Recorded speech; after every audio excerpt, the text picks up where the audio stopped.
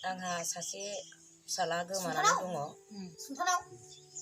दिनै बेसेबा गोबाव जालांबाय बा बोसोरथामानो जाबाय। दासिमबो जेबो खबरानो गैया। भिडिअ खालामदों बाख्लानि आरो खामानि मावनो थांदोंमोनलै माबायाव गुजरातआवहाय खामानि मावनो थांदोंमोन लोगोफोरजों। बबेबा हावरायाव ओंखारदों होनदोंमोन। दासिमबो जेबो खबर गैया। बे ओंखारनाय थालांदों अबेबा हावरा होननाय जायगायाव। दा दिनै बोसोरथाम जाबाय। बोसोरथामनि उनावबाबो जेबो गैया।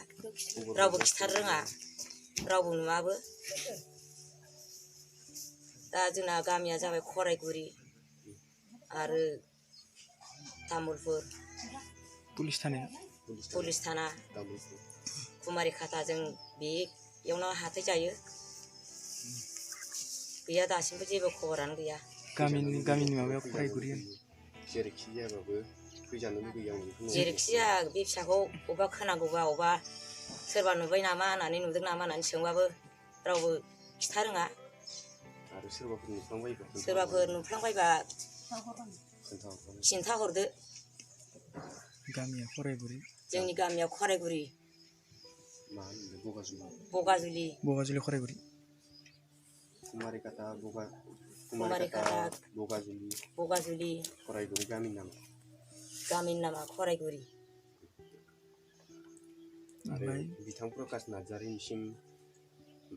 प्रकाश नार्जारिया बेखौ जेरैखि जायाबाबो बे भिडिअखौ आपल'ड खालामो। नों टाइपआनो नों बुं। बिथां प्रकाश नार्जारिया जेरैखि जायाबाबो बिथां प्रकाश नार्जारिया बे भिडिअखौ जेरैखि जायाबाबो आपल'ड खालामदो। खुलुमबाय आं।